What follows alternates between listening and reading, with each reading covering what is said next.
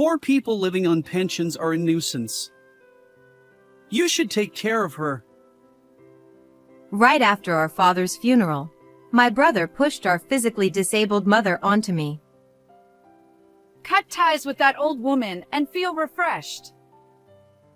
Even my brother's wife laughed, and I couldn't believe their nerves. After all, both of them had received plenty of care from our parents, yet now they're repaying that kindness with cruelty. But if I think about it, this might be lucky. Secretly smiling to myself, I took my mother's hand. My name is Abigail. I'm single and live on my own, but I used to live with my parents. The reason was that my father was ill and needed care, and my mother had mobility issues. However, when my brother Andrew married Savannah, my circumstances changed. As the eldest son, I have responsibilities. So even after marriage, I plan to live at home. It's a way to honor our parents. That's what Andrew said, and he and Savannah started living at our parents' house together. But then Andrew added, You're a younger sister-in-law to Savannah. She's already considerate of me and our parents, so sorry, but having you around is a bit, you understand, right? Though he seemed hesitant to say it aloud, his expression clearly conveyed that I was a bother. Despite this, I stayed at home for a while, enduring the cold treatment from Andrew and Savannah. Above all, I didn't want to show our parents the strained relationship between us. After leaving home, I entrusted my parents' care to Andrew and Savannah, but it worried me considerably. Andrew has always been self-centered, and I couldn't trust his claims of filial piety. As expected, whenever I asked Andrew or Savannah about our father's condition, they gave vague responses. Even straightforward questions that should have been answerable with proper caregiving were met with evasive replies. It became clear that they were pushing all the responsibility for our father's care onto our mother. One evening, after work, I rang the doorbell at our family home, intending to have a proper conversation. Andrew emerged from the entrance. It's too much for Mom to handle everything alone, especially with her mobility issues. If you're living together, you should share household chores and caregiving. But Andrew quickly retorted, You know we both work. We're busy. Even when I suggested living together again, or at least having me visit during the day to help, Andrew's mood soured. He raised his voice, saying, You're annoying. Besides, you've always been cheeky. The nerve of someone who left to butt in. Despite being practically kicked out by Andrew, his words still stung. I decided it was impossible to have a calm discussion with him. So, I retreated with my usual response, We'll talk about this another time. Occasionally, I tried to subtly address the issue with Savannah, Andrew's wife, but her reactions were equally harsh. She said, What? After finally getting you out of here, you're still trying to interfere? Unbelievable. Even though I hadn't made any unreasonable demands or used harsh language, I found myself portrayed as the villain. In the end, I was forbidden from speaking up, yet not allowed inside the house to help. It left me feeling frustrated and helpless. However, the problem doesn't end there. During a phone conversation with my mother, I learned that Andrew sometimes claims to be short on money and doesn't even provide basic living expenses. My mother said, These tough economic times are dreadful. I'm worried. But from my perspective, it seemed absurd. If they're too busy with work to help around the house, surely they can spare some living expenses?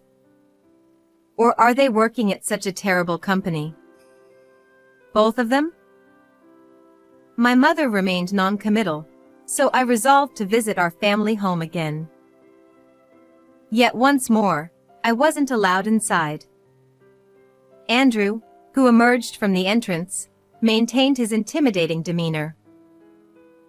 Dad used to earn a high salary during his working years, and he had a substantial retirement fund. They can live comfortably without contributing to living expenses, He said, unapologetically. I confronted him firmly. That's not the issue. Even savings and retirement funds deplete when used. Besides, how much is left, and at what rate are they spending it? Can you answer that? Andrew's annoyed expression prompted me to continue. Fine, then you contribute the money. Otherwise, keep quiet. Now, go away. His words revealed that his desire to be a dutiful child was merely a facade. In reality, he wanted to exploit our parents for household chores and financial support. Frustrated, I gave up trying to reason with Andrew and called our parents, suggesting they live separately. But my father's illness prevented him from pushing Andrew out, leaving the decision to my mother. Still, she refused to leave the family home, insisting on handling both household chores and caregiving. I know we shouldn't spoil him further, She said, but if we kick him out, won't he cause trouble elsewhere? As the one who raised him, I should take responsibility. I disagreed. No, that's not true. I grew up in the same environment. Andrew's behavior is his own responsibility. It's not your fault. My mother chuckled, seemingly unfazed. Well, for now, apart from my mobility issues, I'm doing fine. If things get tough, I'll rely on you, Abigail. And so, she continued to smile, completely unconcerned. Despite my efforts, even when I tried to give her living expenses directly instead of Andrew, she declined. It left me feeling helpless. Amidst all this, my father's health deteriorated, and before we knew it, he passed away. Despite her grief, my mother dutifully served as the chief mourner, and I did my best to support her. However, I couldn't help but notice Andrew and Savannah, who did nothing. Should I say something, as usual? But I knew they probably wouldn't listen. During the funeral, I remained silent. However, after bidding farewell to my father, an unexpected situation unfolded during a meal. The funeral is over, and this poor pensioner is a nuisance. Abigail, you should take care of Mom. Startled, I watched as Andrew tried to push my mother out.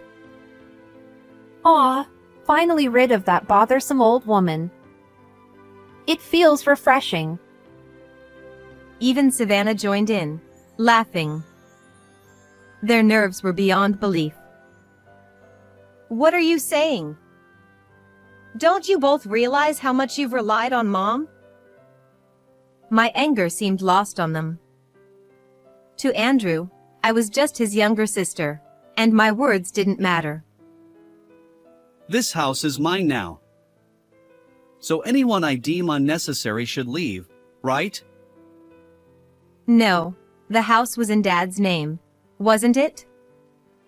Even if you want the house and other inheritance, we need to discuss it properly. Andrew's shocking statements left me more bewildered than angry. What? What's going on? I asked.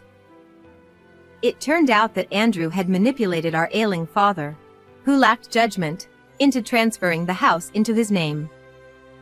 And the will stipulated that he'd receive all the other inheritance too. Exploiting him while he was vulnerable? I exclaimed. Call it what you want. Results matter. Anyway, That's why Mom is now penniless. Just a burden. We didn't want the sick old man in the house, let alone a disabled mother-in-law. Andrew agrees. So pack your bags and leave. Savannah echoed Andrew's sentiments, and I felt a rage that shook me to my core. Looking at it another way, this might be lucky. I'd always thought Andrew and Savannah should live separately from our parents. Now that they were freeing my mother, perhaps this was an opportunity. Besides, I had my own worries, and maybe they could be resolved. My anger from moments ago vanished as I quietly said, "Well, I guess there's no other choice." We concluded that there was no need to speak with Andrew and Savannah anymore. After they left, my mother and I sat down for coffee. "Mom, if you leave this house, can you live with me?" I extended my hand, and she happily accepted.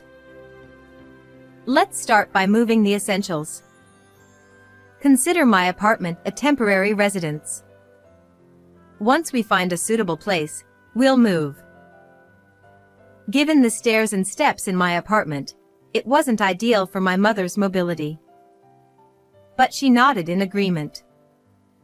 Then, she hesitated and made an unexpected proposal, one that surprised me. Still, I immediately agreed, believing it would ensure my mother's peace of mind. Later, we visited our family home together, and I informed Andrew and Savannah that I'd be taking care of my mother. Their joy knew no bounds. Having settled things quickly, we began packing my mother's belongings and preparing for the move. Andrew said, Abigail must really have a soft spot for useless, poor old ladies. With everything going his way, Andrew was grinning from ear to ear. The unhelpful Andrew couple just watched without lifting a finger, and that day my mother and I started living together, taking only the necessary items. For the large furniture we couldn't handle ourselves, we decided to hire professionals later. The next day, since I had a day off work and was tired from the move, I overslept a bit. When I woke up, I was surprised. I hadn't noticed because my phone was on silent mode, but Andrew and his wife had left numerous missed calls. Dozens of them, in fact. Just as I was overwhelmed by the unexpected volume, Andrew called again. What's with that photo? As soon as I pressed the answer key, I was met with a furious voice yelling at me, so I instinctively pulled the phone away from my ear. Is that the one I sent yesterday? In reality, when we moved, I took a photo of the view from our new place and sent it to Andrew. Since I didn't get an immediate response, I assumed they had gone to bed early or something. Andrew exclaimed, I was shocked this morning. The message said it was your new home, but the view is from some ridiculously high place. There's no way you could take a photo like that anywhere other than a high-rise condo. Did you figure it out? Actually, this place is owned by my mother. I surprised myself when I heard her say that. Andrew laughed, clearly thinking I was joking. Come on, it's obvious you're making this up. Ignoring his skepticism, I continued. After Dad's funeral, you kicked out Mom, who was living on a pension and had mobility issues. So when I suggested we live together, she invited me to her high-rise condo, and we moved in right away. Andrew retorted, You're lying. There's no way that poor old lady owns such a luxurious place. Maybe it was hard for him to believe, just as it was for me when Mom first told me. Andrew persisted. Fine. That photo can't really be from your new place. You probably took it somewhere unrelated or found it online. Since he refused to believe me, I reluctantly got permission from Mom and decided to invite Andrew and his wife to the high-rise condo's shared lounge. They wouldn't be allowed in unless residents invited them, so that should prove we live here. Andrew said, That's what I wanted. I'll see it with my own eyes. After ending the call, Andrew arrived at the place where we were waiting. Fortunately, there were no other users in the lounge at that moment, so we could talk quietly. Once inside, Andrew and his wife looked around with wide-open mouths, seemingly speechless. After seating them, I also took a chair. First, let me clarify something. Neither Andrew nor I knew this, but it turns out that our mother was actually quite wealthy. My mother added, My father, your grandfather, left behind about $100,000. But since it wasn't money I earned myself, I felt embarrassed to talk about it. Despite her embarrassment, my mother said she used that as a starting point for investments and managed to increase it. Even though she's my parent, I never realized how remarkable she was. Recently, she's been investing in real estate, and that's how she acquired this high-rise condo. The reason Andrew and his wife didn't need financial support from us was because of the rental income from the real estate. And the reason they didn't know about it was because our late father had sworn her to secrecy. My father had rented a house and only pretended to have money. He wasn't a high earner, and his retirement savings weren't substantial.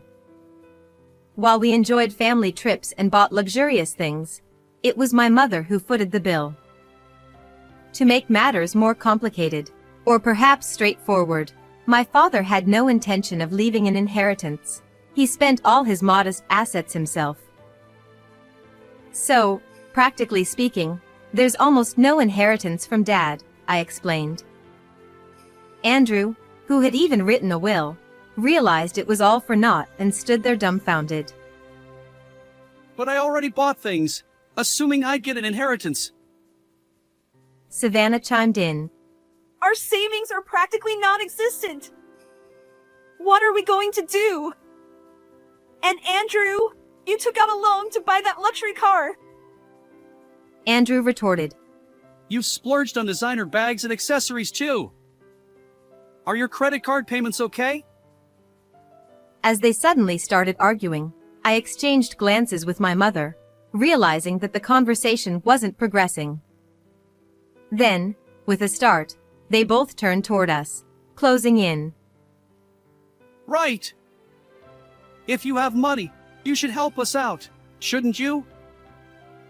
Andrew declared. Savannah added. Of course. Besides, if you're wealthy, the situation changes. Let's live together again.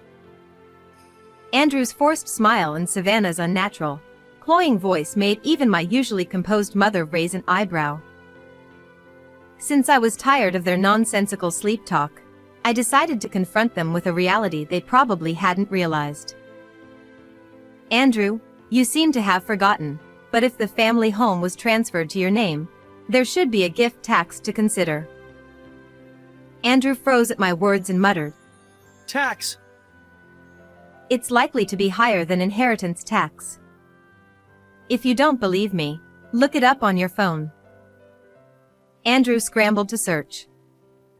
After a while, he exclaimed, Oh! Savannah blinked repeatedly, seemingly unable to tear her eyes away from the screen, and I looked like I might burst out laughing. Our family home is quite spacious, with a decent location, so the property taxes are substantial. A rough estimate suggests it could be over $10,000. And since it's an old house, finding a buyer might be challenging. Andrew protested. Why do you keep saying weird things? Even if you demolish it and sell only the land, it'll still cost a significant amount. It's quite a hassle, isn't it? I smiled at Andrew and Savannah, who were sweating nervously. I had known this all along, and when my father passed away, I had considered renouncing the inheritance altogether. But Andrew's selfish actions resulted in them taking on everything, which turned out to be lucky for me.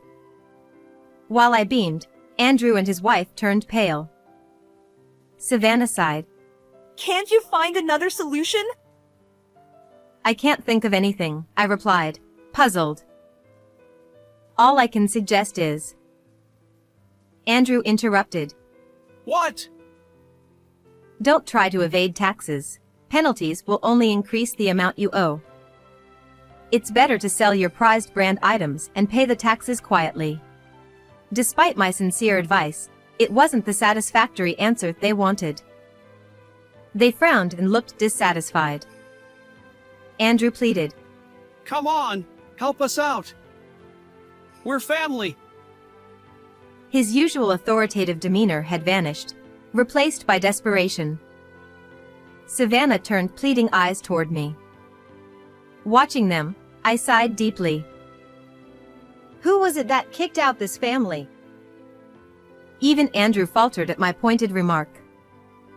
If Andrew and his wife had shown a cooperative family spirit, I might have been willing to contribute financially, at least partially covering the gift tax.